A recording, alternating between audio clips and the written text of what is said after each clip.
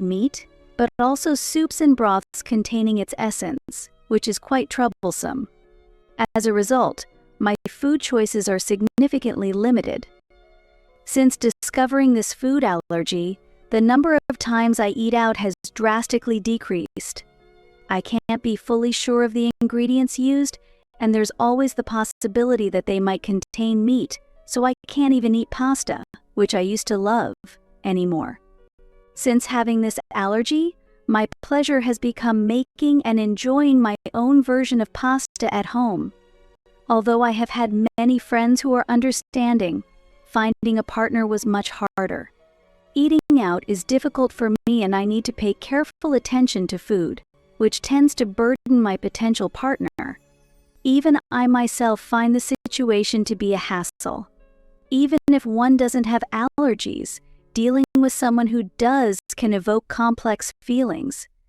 Yet my current husband understands my allergies and interacts with me naturally. If I want to eat out, he chooses and reserves a seafood or vegetarian restaurant, and at home, he prepares alternative meats including soy meat.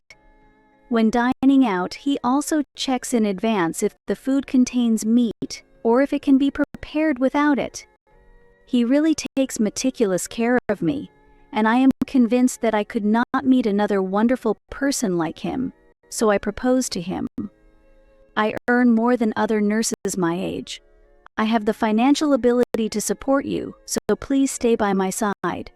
Just seeing you smile makes me happy. Tony responded to my proposal with a smile. No one has ever made such an offer to me before. Then, I promise to always make you smile, Sandra. I'm looking forward to our life together.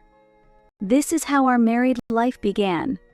Of course, even though Tony said he'd be happy to be supported, he didn't become a stay-at-home husband and continued working. I also discussed my allergies with my in-laws. I was worried about whether they would understand, but they accepted it smoothly. If you can't eat meat, you can eat fish or other things. That's right, there are various other ingredients in the world. My mother-in-law is a housewife and often takes me out on my days off. She frequently suggests, "Let's eat at this restaurant today," or "I found a seafood restaurant," where you can eat safely today, and makes various considerations. I am grateful for her thoughtfulness, but also feel sorry to her. Therefore, when she suggests eating out, I often ask to do activities that do not involve eating. My mother-in-law replies, "Don't worry about it. I enjoy looking for places, but I still prefer outings that don't involve eating. I might be seen as selfish, but being continually accommodated is indeed stressful."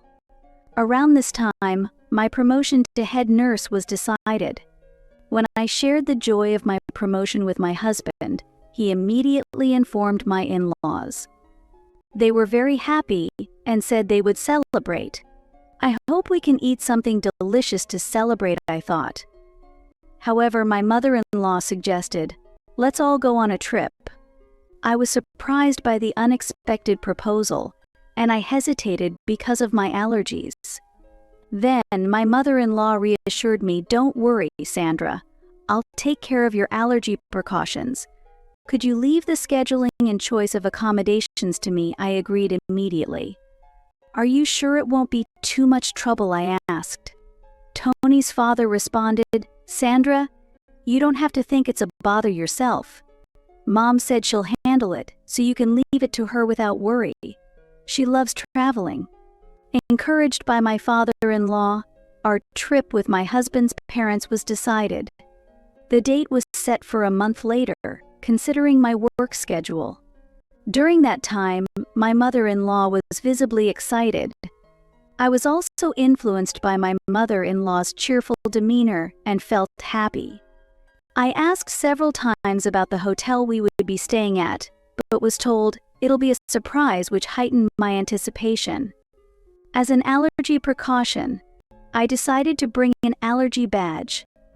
Allergy badges are easily purchasable online, making them convenient to obtain. Many people who cannot remove their masks due to allergies like hay fever also seek these badges, and I took this opportunity to buy one. However, my allergy is rare, and it was difficult to find a badge for it, but I finally found a cute one and attached it to my bag. My mother-in-law saw it and complimented, "Oh, that's very charming. Modern things are so convenient." I proudly showed it to my husband. "How is it? Isn't it cute?" "It's nice, very cute. It's convenient because it immediately shows your allergy. Right?" I was lucky to find such a good one. With this, I'll feel more secure even when eating out. My husband was very pleased to see me happy. Finally, my mother-in-law announced the destination of our trip. The destination was by the sea, a place abundant with restaurants serving fresh seafood. For me, who was looking forward to eating out more than the usual sightseeing, this plan was truly welcome news. Especially because I have an allergy, it's often difficult to enjoy eating out, so I was really looking forward to this trip. My mother-in-law had taken care of the allergy arrangements, and the restaurant planned for lunch was a luxurious one that is also considerate of people with allergies. On the day of the trip, my mother-in-law was very joyful, and her excitement was infectious to our family, making us all thrilled. We drove for 3.5 hours to our destination, with my husband driving.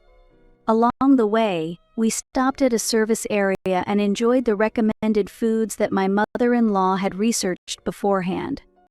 I was thrilled by this food tour, a rare experience that made my heart leap. My husband showed no signs of tiredness from driving, and he enjoyed the tourist spots like a child. This was our first trip together since our honeymoon, and I felt we should have traveled sooner, as it was so enjoyable. For lunch, we enjoyed exquisite Italian cuisine. The hotel for the night of our stay was a traditional hotel, chosen considering my preferences. I was truly grateful for my mother-in-law's thoughtfulness. In the afternoon, after touring the tourist spots and walking along the coast, we selected souvenirs for our colleagues at work and neighbors at a souvenir shop. It was an indescribably fun time. When we headed to the hotel for check-in before 3 p.m., we were a bit surprised. The hotel was not by the sea but located deep in the mountains. Tony also drove through the mountains with a puzzled look.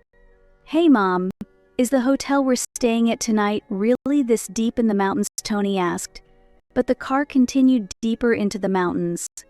My father-in-law also looked worried and suggested, "Mom, are you sure this is okay? There's no sea nearby. Considering Sandra, maybe we should go back."